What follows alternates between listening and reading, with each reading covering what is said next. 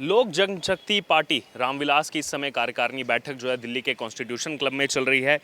अगर बात की जाए इस पार्टी की तो बिहार में अपना वर्चस्व रखती है पार्टी, लेकिन बिहार की राजनीति में इस समय भूचाल आया हुआ है। वो भूचाल इसलिए आया हुआ है क्योंकि वहाँ के एक बड़े नेता, पूर्व में मुख्यमंत्री रह चुके लालू यादव, उन्हीं की पत्नी, वो भी पूर्व में मुख्यमंत्री रह चुकी राबड़ी देवी, जिस हिसाब से अभी नौकरी के बदले ज़मीन घोटाले में उनका पूरा का पूरा परिवार संलिप्त दिखाई दे रहा है। कहीं ना कहीं देश ये जानना चाहता है कि आखिरकार बिहार की सेवा के लिए आए ये नेता, इन्होंने वहाँ के लिए क्या कुछ काम किए, क्या ये आरोप सच्चे हैं या झूठे हैं, क्योंकि लगातार विपक्ष जो है वो इन आरोपों को जो है दरकिनार कर रहा है। और हमारे साथ बिहार से आए हुए जो इस बैठक में प्रतिनिधि हैं उनसे हम बात करेंगे। सर, सबसे पहले आपका नाम बताइए, कहाँ से?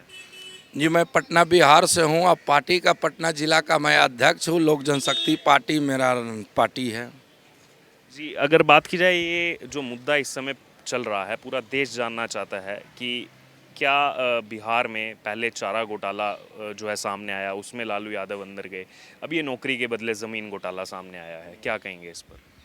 अब देखिए, इसमें तो सरकार जो करेगा तो सरकार कर रही है, लेकिन जो चारा घोटाला में हम कहना चाहते हैं कि चारा घोटाला में तो जगन्नाथ मिश्रा जी भी थे, लेकिन सेम केस था, सेम मुदाले भी थे, लेकिन उनको बेल दे दिया गया, लालू जी को जेल दे दिया गया।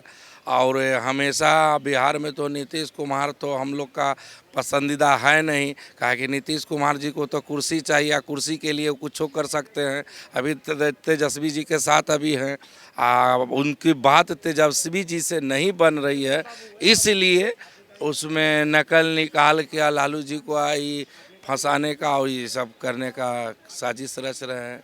लेकिन नीतीश कुमार तो कह रहे हैं हम लालू यादव के साथ खड़े हैं, ये केंद्र सरकार को आ रही है। जब हम दोनों साथ में आते हैं, यानी कि लालू यादव और नीतीश कुमार, तो पीछे पड़ जाते हैं सारे उनके। भैया, अगर नीतीश कुमार साथ हैं तो उन्हीं का ट्रेजरी से, उन्हीं के विभाग से न जो भी नकल जो निकाला जा रहा है, लालू जी का अगेंस्ट का जो कागज़ निकाला जा रहा है, तो बिहार सरकार नीतीश कुमार हैं तो कहाँ से निकाला जा रहा है? तो हम तो कहते हैं कि नीतीश कुमार का बहुत बड़ा साजिश है।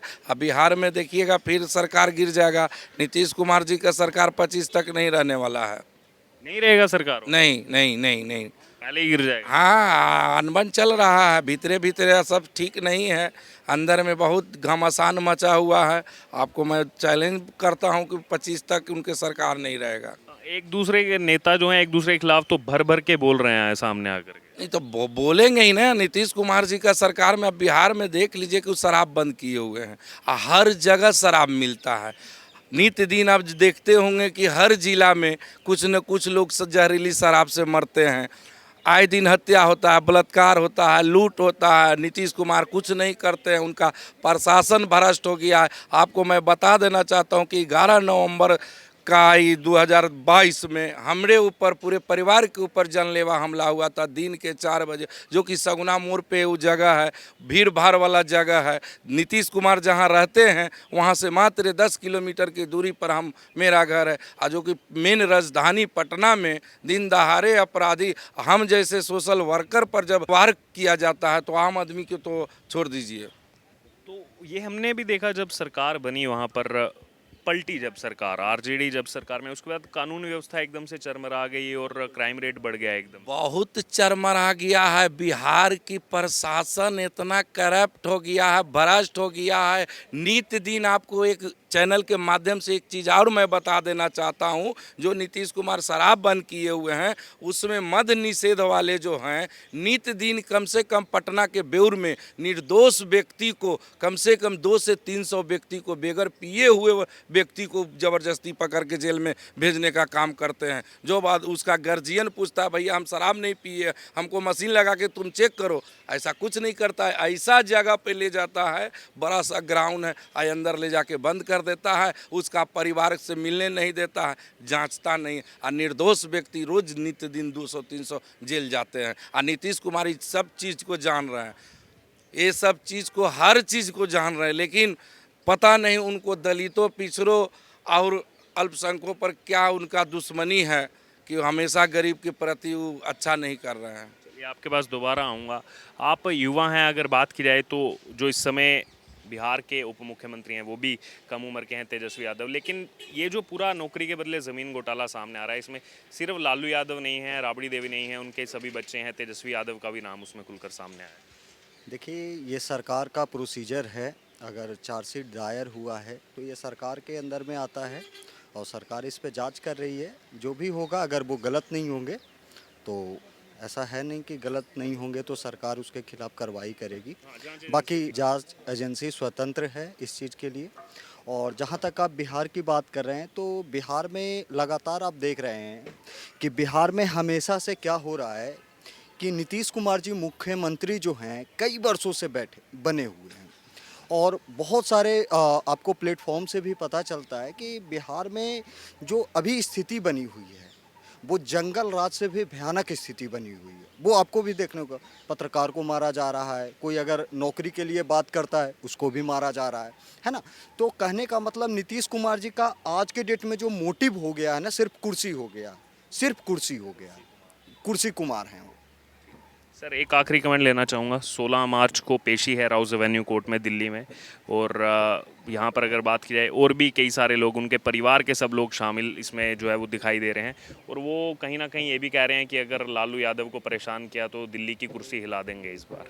देखिए, अभी इस पे तो हम यही तो बता रहे हैं ना, अभी ये बोले थे कि अगर उनको ये करना था तो 17 में भी ये चीज़ को खुला गया था। तो उस समय जब जब नीतीश कुमार जी को जब बनता नहीं है लालू जी से तो केस खुलवा देते हैं। तो कहने का मतलब है कि वो खुलवाएं, ठीक है, जो सच्चाई है, जो जायज़ है वो सुप्रीम कोर्ट में आ ही रहे हैं। अब कोर्ट का निर्णय होगा, जो कोर्ट डिसीजन देंगे सब उन मान्य होगा। बिहार के लिए मैं बोलना चाहूँगा कि नीतीश कुमार जी का अस्तित्व 2024 से पहले ही समाप्त हो जाएगा, क्योंकि उनका जो पॉलिसी रहा है ना, हमेशा बांटने की पॉलिसी रहा है। आप देखे होंगे कि उनका जो राष्ट्रीय अध्यक्ष होता है वो हमेशा जो पार्टी को मजबूत करता है उसको दरकिनार करने का काम करते हैं, चाहे वो जॉर्ज फर्नांडिस जी हों, है ना, या फिर आरसीपी सिंह जी हों, या फिर उपेंद्र कुशवाहा जी हों। और आप देख रहे हैं कि पार्टी में आज के डेट में न्यूज़ भी देख रहा था मैं, कुशवाहा जी के पार्टी बहुत सारे लोगों ने ज्वाइन किया। तो नीतीश कुमार जी के गलत नीतियों के कारण बिहार के लोग तो जो भुगतना पड़ रहा है भुगत ही रहे, साथ ही साथ उनके पार्टी के लोग भी अब नीतीश कुमार जी पर हावी हो गए हैं। उन्होंने जब से उनका जो प्रतिनिधित्व है वो मुख्यमंत्री का किसी दूसरे पार्टी पे सौंपने का कगार कर दिया है उन्होंने। तो अपने पार्टी को उन्होंने बनाया ही नहीं उस काबिल कि उनके जगह कोई और भी प्रतिनिधित्व कर सके। और जहाँ तक हमारे राष्ट्रीय अध्यक्ष चिराग पासवान जी की बात है तो बिहार नहीं, पूरे भारत भर में एक युवा सांसद हैं और युवा प्रतिनिधित्व करने वाले हैं, जो युवा के लिए हमेशा खड़ा होते हैं, दलित, शोषित और वंचित वर्ग के लोगों के लिए काम कर रहे हैं। और हमारा ये राष्ट्रीय परिषद का 14 तारीख का जो आज का प्रोग्राम है, इससे बहुत मैसेज क्लियर जाएगा कि हम बिहार में ही नहीं पूरे भारत भर में मजबूत हैं, और इस पार्टी को मजबूत करने के लिए हमारा एक एक कार्यकर्ता समर्पित है। मैं ये कह रहा हूँ कि यहाँ पे जो भी हो रहा है, लैंड स्कैम हो रहा है, शराब माफिया एकदम एक्टिव है बिहार में। यहाँ देख रहे हैं कि आप जैसे यूपी को ले लें, यूपी में कितना इन्वेस्टमेंट आया, 33 लाख करोड़ के करीब इन्वेस्टमेंट आया। रोजगार की ऐसी समस्या है बिहार में कि आज हम लोग पलायन करने के लिए मजबूर हैं। सबसे पहले तो हमें ये देखना होगा हमारे युवा जो है हमारे राज्य में, उनको रोजगार दिया जाए। और रोजगार की समस्या में ये गठबंधन की सरकार बिल्कुल ही फेल रही है। और जो शराब की नीतियां हैं उन पे मैं यही कहना चाहूँगा कि आप हर गली, चौराहे, नुक्कड़, हर जगह आपको शराब मिल जाएगा। उस शराब की आखिर कौन माफिया है, उस पर कार्रवाई क्यों नहीं करता कोई?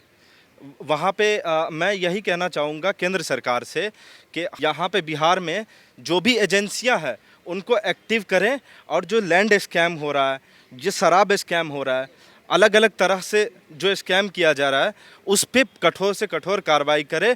और माननीय चिराग पासवान जी ने जो एक नारा दिया था, बिहार फर्स्ट और बिहारी फर्स्ट, उस नीतियों के अनुसार हम लोग अनुकरण कर रहे हैं, और एक एक यूथ उनके साथ हैं।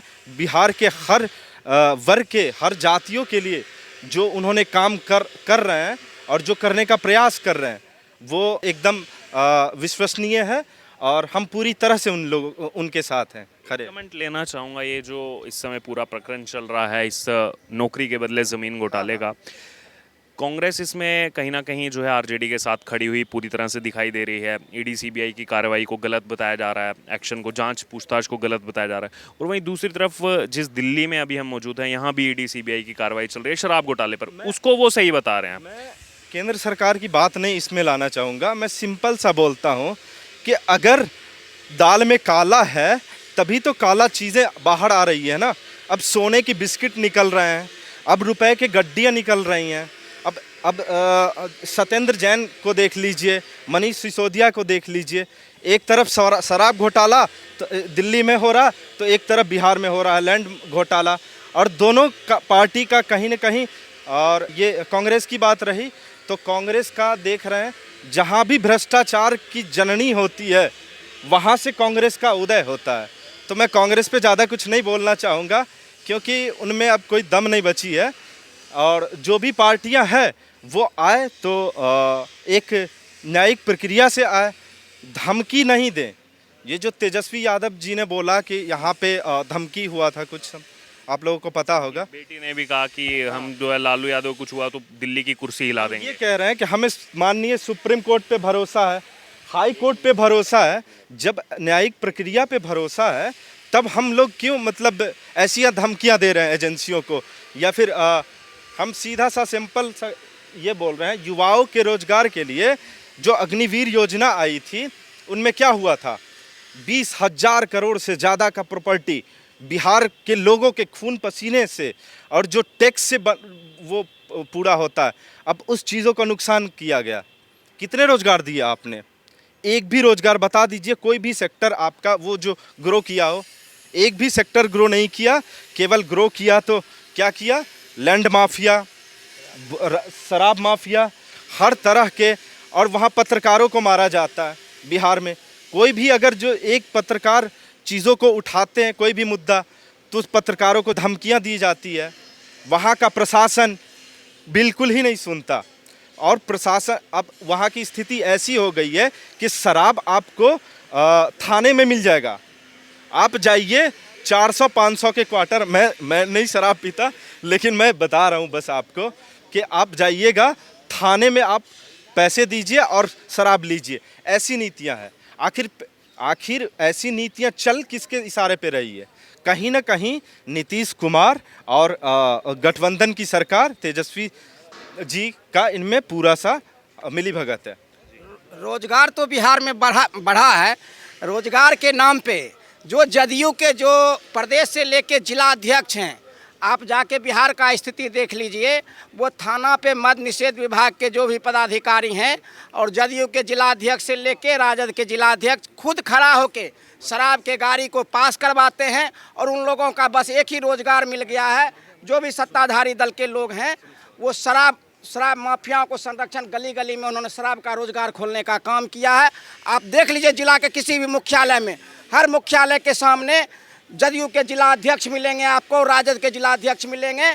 और वहाँ के थाना प्रभारी किस तरह से मनमानी करते हैं। और बिहार में सिर्फ एक ही पुलिस को काम बच गई है, उनके सत्ताधारी दल के लोग शराब पिलाते हैं और वही पुलिस के लोगों से उन्हें पकड़वा के फिर 2500 रुपया फाइन करके उसे छुड़ाते हैं। और बिहार में दो ही काम बच गया, रोजगार तो कहीं है ही नहीं। बिहार में नीतीश कुमार दो ही काम कर रहे हैं, एक खनन और एक शराब। दोनों पे इतना लोड दे के किस तरह से पैसा वसूला जाए।